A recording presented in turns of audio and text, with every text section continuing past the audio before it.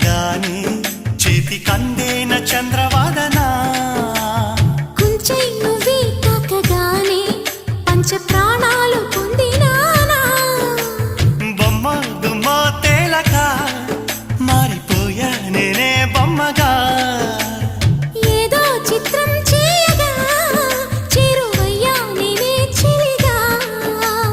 రెప్ప మూసిన తప్పుకోనని